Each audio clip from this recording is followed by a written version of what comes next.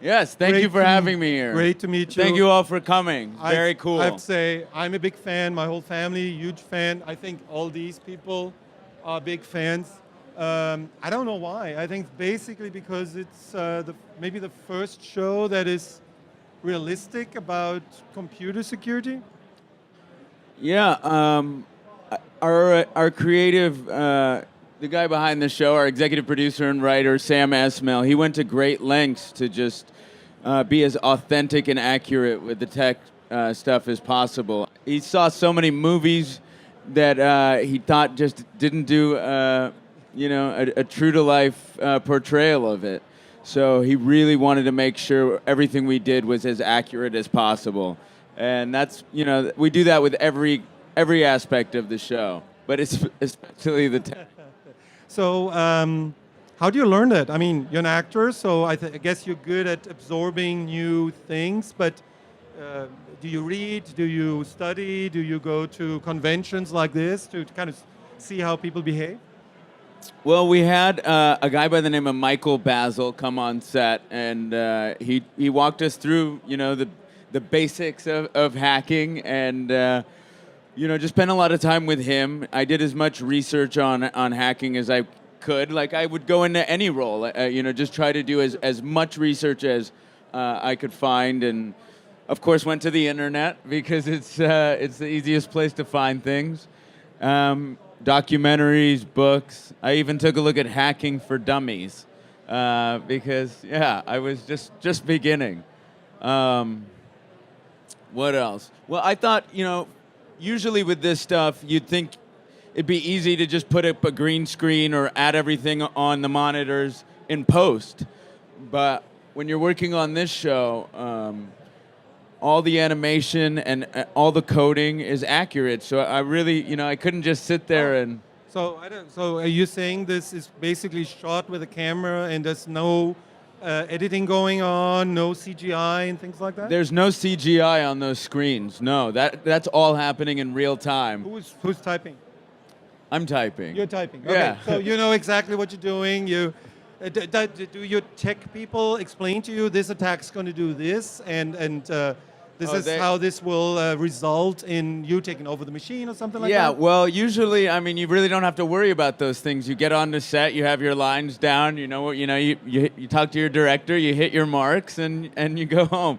No, I mean, it's much more complicated than that. But before, every time I sat down at the computer, I would sit down with a couple guys at work who were our tech advisors, and we would go through every animation they had worked on for the screen, how I would access it, what it would do. So the work I had to do besides doing your general acting work was twofold. So in that sense, we just wanted to get it as authentic as possible.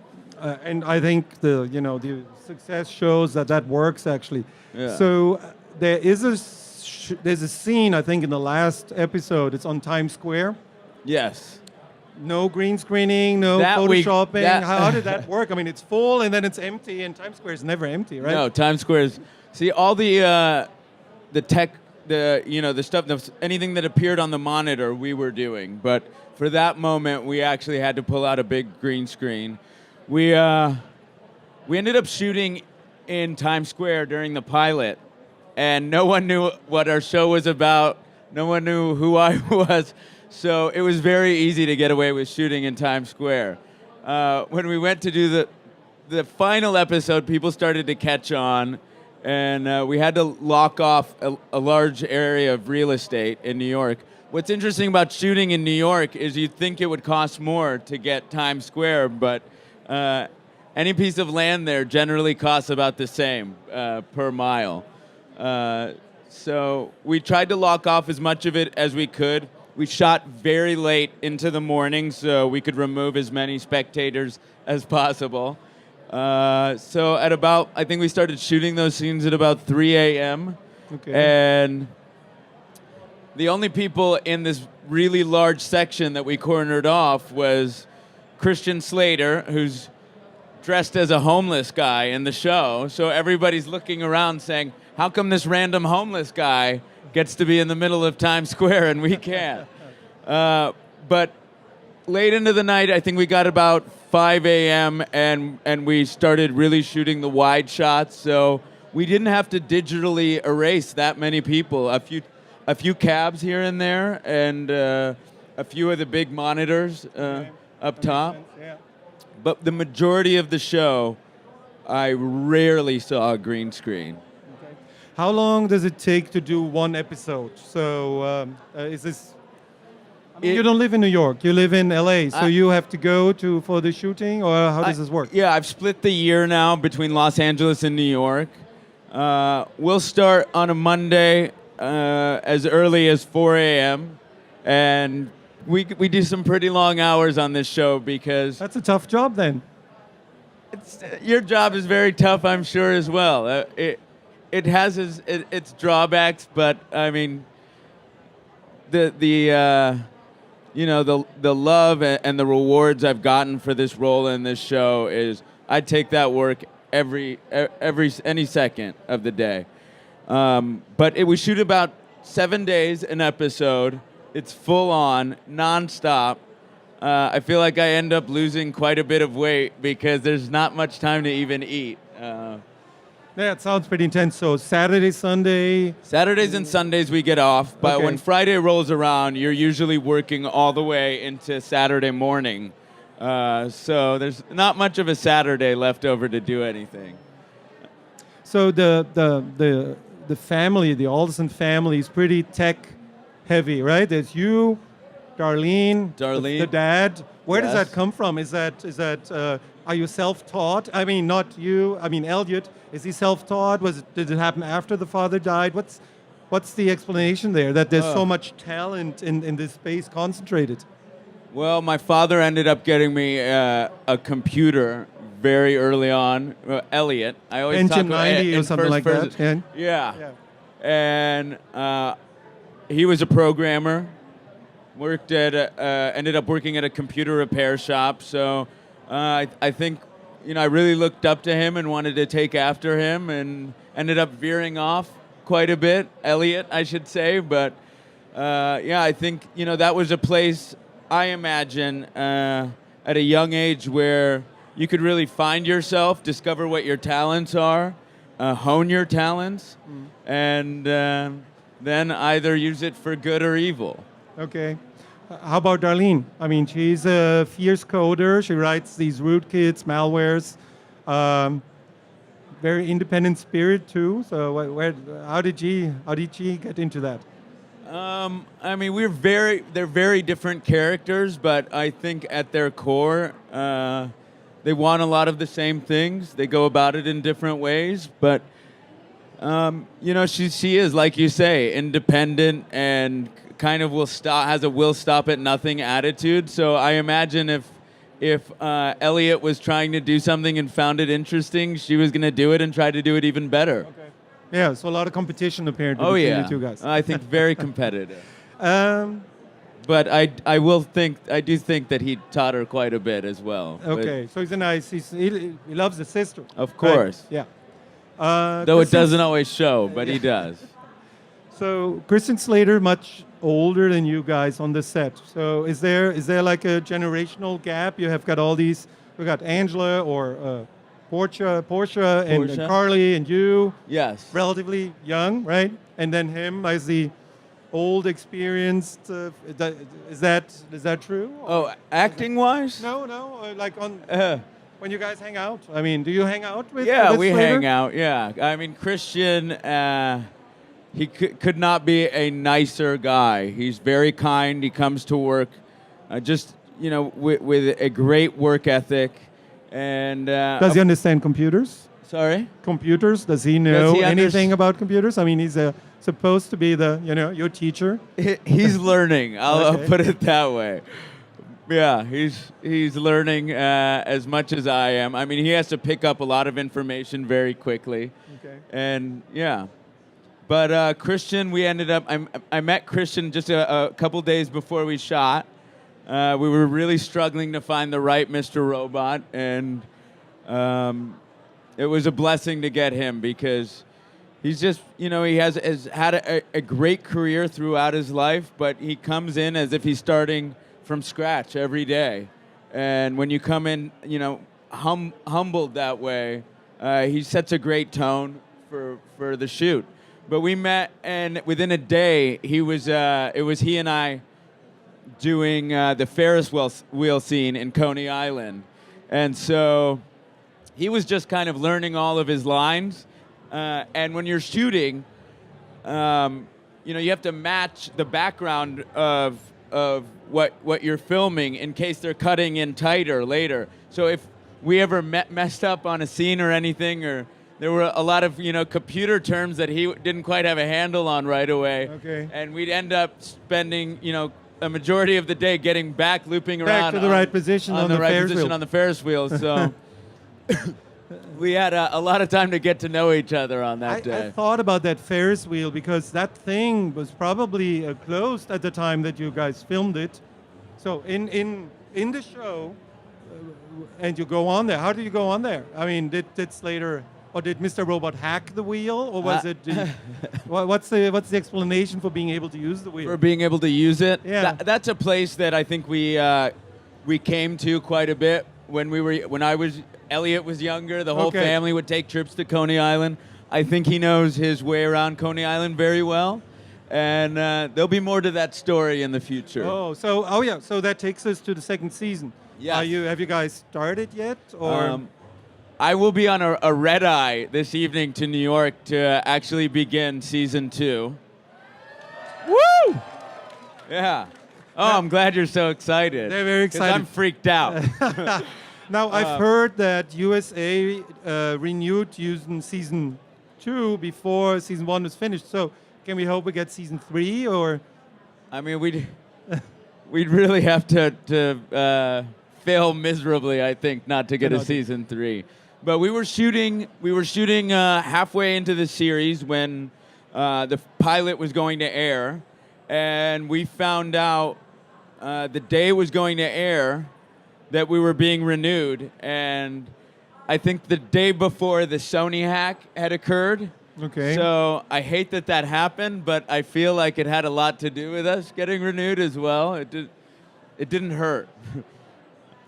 So talking about getting hacked, right? Have you changed any of your cyber security habits, let's say?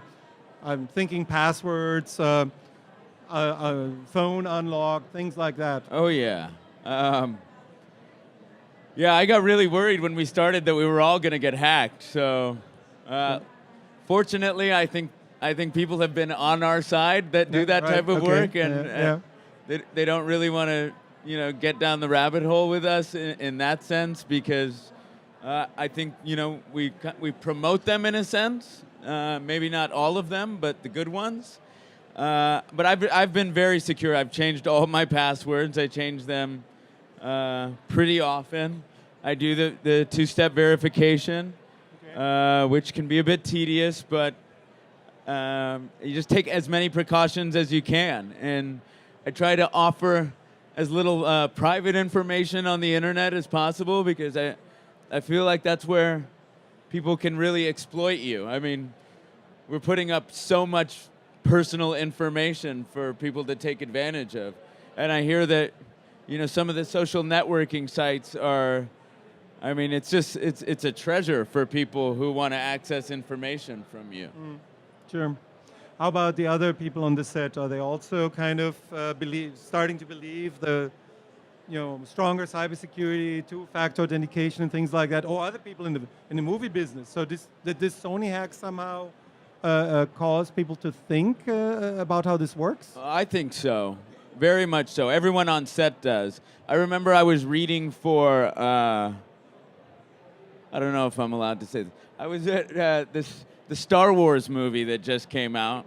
Didn't get the part, obviously, but when I got the audition scenes... What part were you auditioning for? It was the lead role. Okay, well... But I got this one, so I'm good. I watched Star Wars and I liked it, and I'm a fan, but, Mr. Robot's better. Thank you. Yeah, absolutely. Yeah.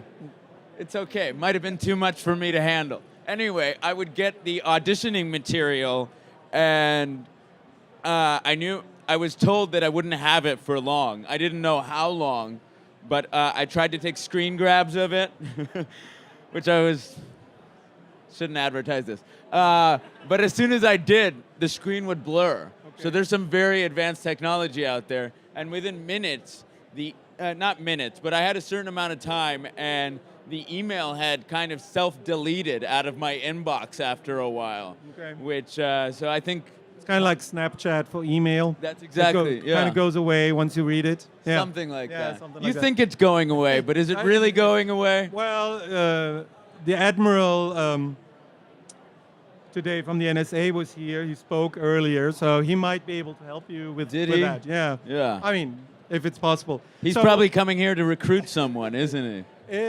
that's actually a good thing. So do you think?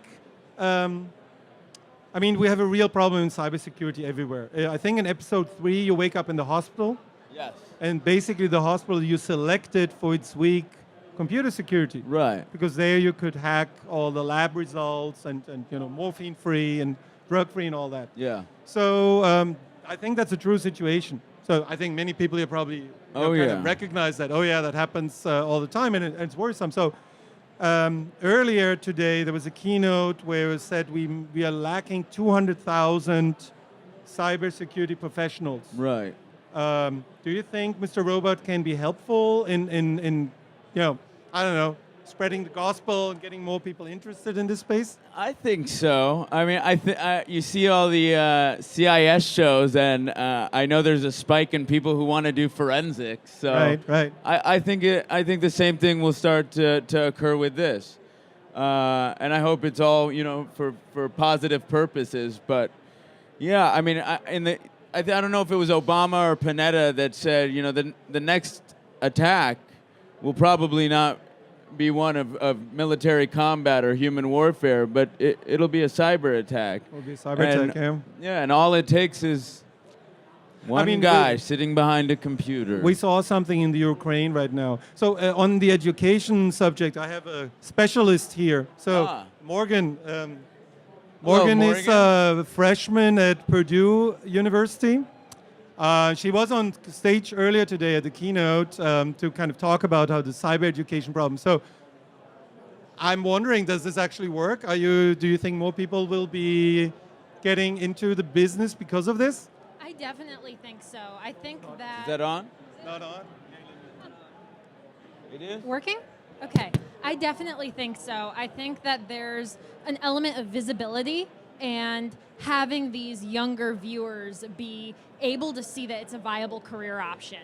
We really have to inform people that they can actually do this. And so because it's a new field, it's not like medicine or law that's been around for hundreds of years. It's something that isn't really at the forefront of people's minds as a career, even if it's at the forefront as a problem.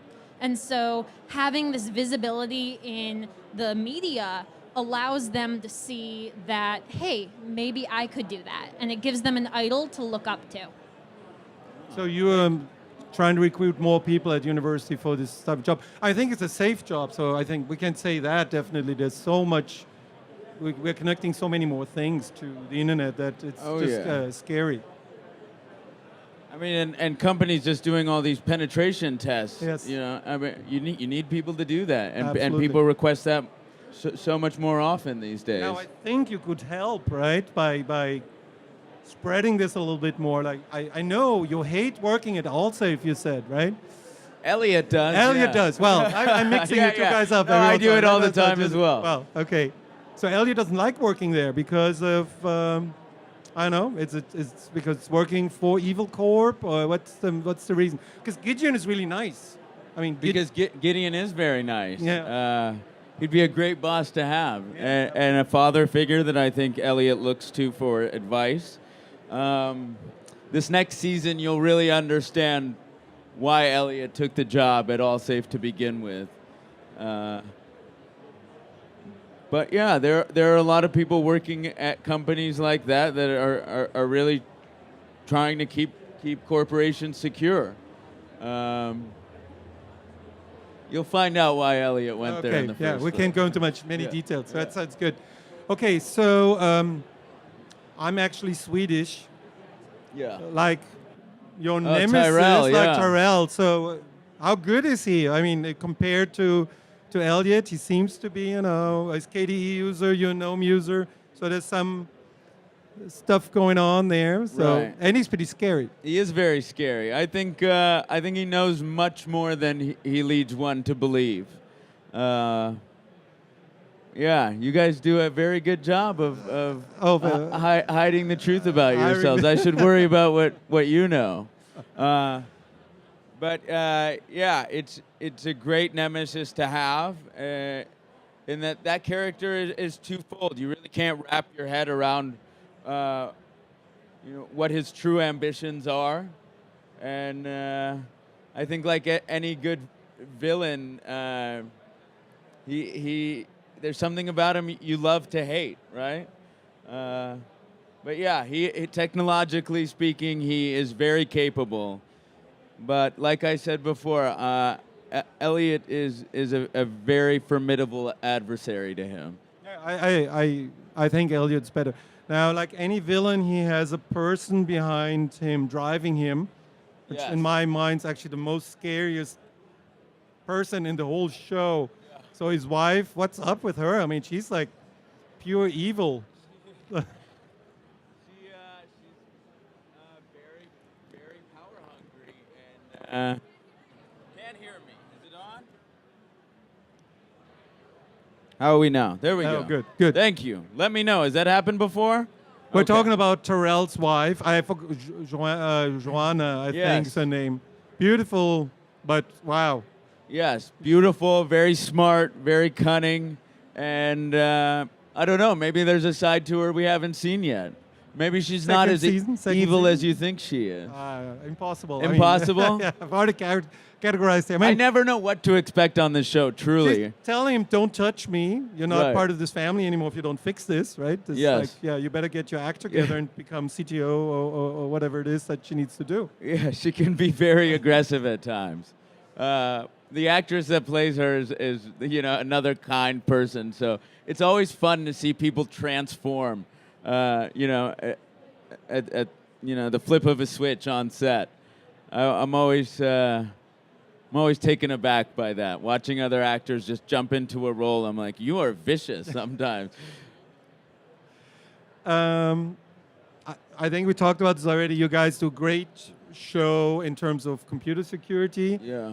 There are other shows that kind of look into this subject. I think on Thursday we'll have the gentleman from CSI Cyber here on stage. Do you watch the competition, so to speak? Do you take a look at what they're doing, how they're approaching the subject? Or? I don't watch the show, but I've had people from CSI Cyber actually come up to me at an event, and they applauded the show on how accurate it looked, and I think they aspired for their show to be just as accurate. Okay. I can't speak to their show, but because I haven't seen it. But our show. I think within the first few minutes, I'm talking about Tor networking in the pilot. We're using Linux,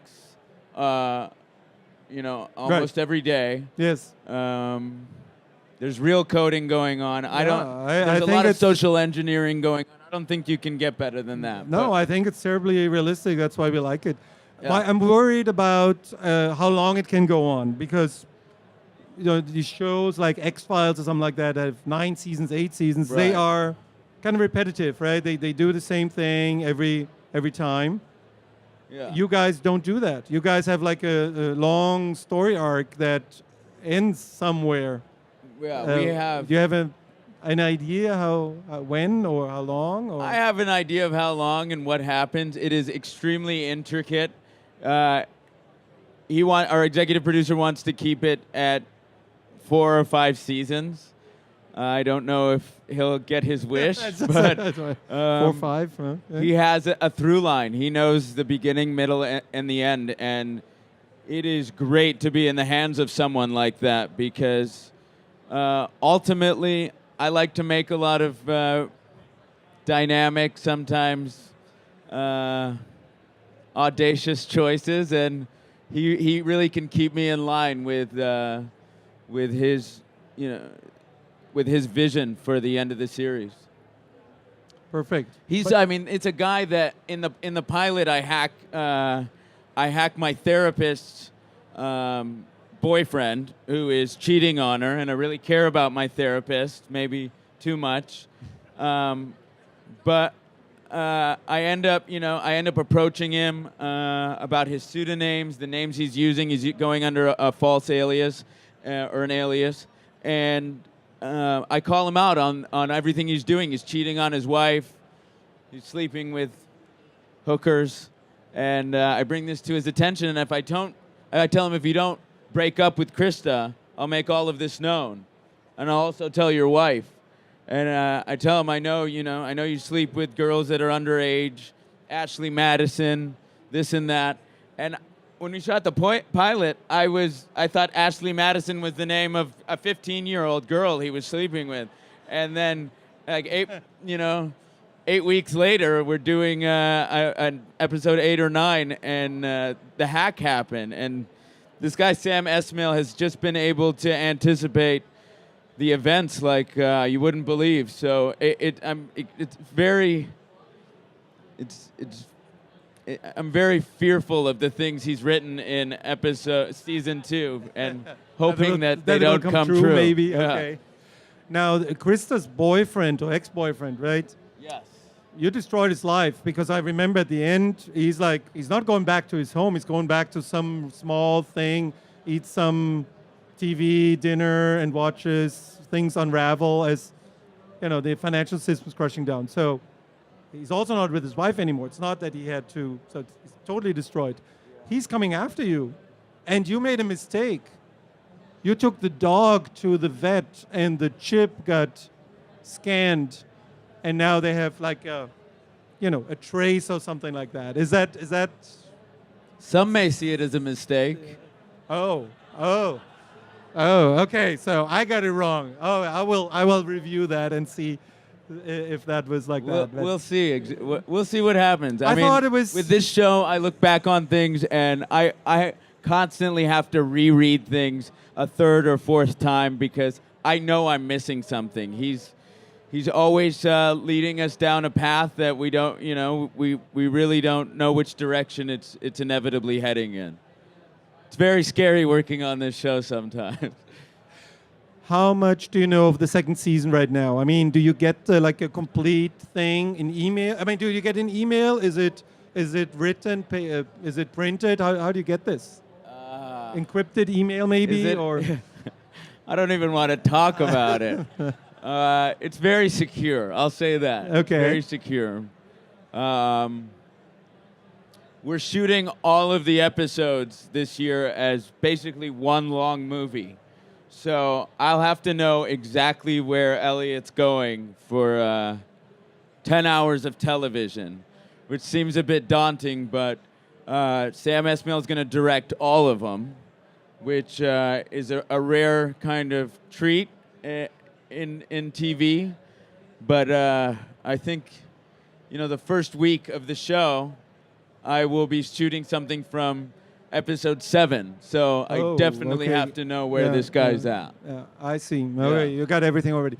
Do things change over time, like adapting to some kind of current event, maybe? Does that ever happen? Very, very minimally. There are little to no changes made throughout. I gave my notes on a few of the episodes, which were taken this year, and I think that has something to do with a little bit of the success of the show. No, but he knows exactly where he's going and where he wants to go, and our writers are all, on the same page, for lack of a better term. How smooth is the whole thing? Are you completely Elliot when you film, or does the director have to tell you, you're too slow, you're too fast, you're not doing this right? How does that work? They can tell me things. It's whether I choose to listen to all of them. No, we had some great directors the first season. And, I come in with a very direct take on what I want to do, and I open it up. Once I loosen up and I take some choices, make sure I give the editors as much as I can to choose from that is still in line with what I think the character, who he is. With this role, it can, there are scenes when I'm in some very dark places, going through drug withdrawals, getting very emotional, very dark. So I try to keep it light in between takes when I can. And I do all the work I can beforehand so that I can enjoy myself when I'm there, because otherwise I think you run the risk of going into a black hole for a while. Okay. Got to keep him safe. Question about another favorite, or two of my favorite characters on the show, is the CEO of Evil Corp. Yes. I think he's very, I don't know, just very set, well-based, nothing surprises him. And then at the end, he meets White Rose at some kind of posh resort where harp players are. Is that the top 1% of the top 1%? This meeting there to decide the fate of the world, bypassing all governments? You mentioned that, right? In the first episode, you talk about the top it, right? 1% of the 1%. Right. Yeah. It ends up being Terrell and a bunch of lawyers, so that's not it. So is it? Is that it? Yeah. I can't say that you're wrong. Okay. Right. Right. Yeah. Finally. Okay. That was. I won't say that you're right. Are we going to see somewhat more of the Dark Army and White Rose and I can they say work in yes, China? you will. How about okay, that? Great. Yeah. That's excellent. I like that. I like that. And you'll connection. see some Chinese coding as well. Perfect. Yeah. I wondered where Cisco learned his Chinese, because he seemed to be very fluent in his typing and all that. Yeah. Yeah, that's very amazing Yeah. stuff. There'll be a lot more social engineering in this season as well, and you'll see servers in China as well as here. Yeah. Okay, the dog's still there. Flipper is. I don't know actually. Why? I mean. Oh well, that brings me to another one of my favorite characters. I love them all. The one I liked most was Shayla. Shayla. Yeah. Yeah. And she was like just a good person, right? Yeah. Who killed her, or Sam killed her, or. Yeah, it was Maybe not. It was very sad day to when we had to shoot those scenes. We got to shoot at a real prison just north of New York City, and that was one scene where I asked him if it was possible to open up, all the prison, doors? open up all the doors. Oh, that's real research. I think there was like 3-4 years ago, there was some research about how you would do that, how you would get into the system. And well, once you're in, you just open them all. I said there's no way someone can hack all of the doors of a prison. And you guys remember that? It was maybe 3-4 years ago, right? Yeah, yeah. And then he showed me the research he did. So it was obviously plausible. And that was one of the last days I shot with Frankie Shaw, who plays Shayla. And very, very sad moment of making that discovery. Yeah. How about her killer, Vera? You kind of told him he had to take off, right? To not be in the tri-state area anymore, I think were your words, because he's scary. He's very scary. He's got this philosophy that is like all twisted about pain and deserving it, and it's like, wow. I was like, wow, I would not go near him. I have to say. You're very courageous. I have to commend that. Well, we were shooting some of those scenes, and there was a moment with Sam Esmail was directing that episode too, and this guy he told me, he goes, I don't know if you want to hear any of this. And I said, no, I think he loves this.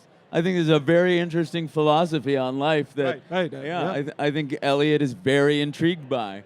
And so, we ended up shooting it in different ways as well. And I think he ended up using me. I don't know if you can tell, but I am really taking in all of that information that he gives. That's the thing with all of these characters. Your villain never he's never the typical bad guy. He might have something really true to life and authentic to say. And it's a testament to the writing on the show and that acting. Elliot Villar was terrific in the season. Okay. Rami, I Well, think we should... Wrap it up or open it up? Yeah, audience questions. Yeah. We have a mic. Zeke, you have a mic there. So, anybody in the audience, we can certainly take... there are some people have questions here in the back. So, hardest scene to show in the show. What's the question? The hardest scene to shoot. Emotionally. Emotionally? That withdrawal in the bedroom of the motel, that was a very rigorous day. And we were kind of scrambling for time. So it was just, it was a lot of physically rigorous work, and then emotionally on top of it, take after take after take. It could get very daunting, and I can usually remain calm during all of those moments, but I could feel myself getting very edgy. Yeah, I had to cool myself off at one point. And there's a lot of that didn't make the scene. A lot of, as with the whole show, I try a lot of different things. And, I ended up getting physical with Christian at one point, and it's not in there. But you can try that 5 or 10 times before you realize it's not working and move on to something else. But going through a drug withdrawal, as fierce as that one was in the course of a day, yeah, that'll take the life out of you, but worth it. When you watch it, I look back and it really is. It's a dream job. I mean, any actor would wish to get a role like this, and I'm really privileged to have landed with this guy. So I actually work for a high school district. I don't do computers. I'm the theater manager for a high school district somewhere in California. But I can tell you that everything is one-to-one. These kids, they get Chromebooks. They do all of their homework online. And we're really creating little junior hackers. We've had our district website has been hacked, and they've put bomb threats to some of the schools on there, and it's not serious, but that they can do that. And some of these teachers know less than the students do. The students know more about it, about everything online. But that was just my comment. My question is, Wolfgang, for you, have you heard of iGod.com? What was it called? iGuide? iGod, G-O-D. No. It is a long-running language-based algorithm that is in a chat format, and it's basically you get online and you can talk to God. And the tagline is, "Chat with God, repenting made easy." But my question is, it's at a very, at the very rudimentary basic level, it is an artificial intelligence. It is learning and adapting, and every time somebody gets online and talks to it, it's learning more. Okay. So it's basically like a chat bot, Yeah. but it's been online since 1995. Where do you think that is going, and does that frighten you? As much as it frightens me. It's a scary thing. I'll check it out. Thursday, I think, is a keynote from a gentleman who's a specialist on artificial intelligence, and has thought a lot about where that's going. I suggest we should go there together to that keynote and watch it. Nick Bolstrom, I think is his name. Very good. He's got his book there. It's going to be very interesting. So, AI could at any point in time take over all these things. So, Nothing seems out of the realm of possibility these days. I don't know how long it will take, 10, 15 years or something like that. So, other question here? Hi. So you have a twin brother. How many scenes has he done for you? How many scenes has he done for you? He does all the odd episodes, and I do the even one. Sorry? New characters? Are there? New characters in Would he season 2? be? Are there any? Will there be any new characters? Yeah, there's got to be new characters. Bunch of Chinese hackers. That's what I've heard. Just now. So what do you think of all of this? Did you have any idea that this huge, awesome community existed before doing the show? And what do you think of It's it? 35,000 this year, I've heard. Say. Is it? Yeah. I did not prior to doing. No, I didn't know nearly as much as after working on this show. It's opened doors. It's just doing the research alone on hacking. That's when I started to discover that things like this go on. And I've actually talked to Sam about bringing the cast to events like this, so we could be more well informed. I think it's a great idea, and actually. meet right? the people who are really dedicated. Yeah, I would love to watching the love show. to meet your support team, actually, that makes this all real and kind of thinks about what could we do in this situation. That would be really cool. Oh, they're phenomenal. Yeah. I'm telling you guys, these guys, they just look at it, and if it's not plausible, it doesn't even enter the realm of possibility. Yeah. And when it is, they go to great lengths to make it perfect. No, day I believe in and that. day out. Because it's very well done. One more question? Yeah? Yeah, hi. Love the show. Big fan. Thank you. So, a lot of the quirks in the personality of Elliot have a lot of similarities. I'm not saying this is what it is, but it just have a lot of similarities to somebody who has like high functioning autism and Asperger's and those kinds of things. Was there any particular types of either mental disabilities that played a factor in how you developed the character, or was it just a level of quirkiness you decided to inject into who he was? Yeah, look, I actually started working with a psychologist named Jenny Morey down in Los Angeles, and I talked to her about Elliot, and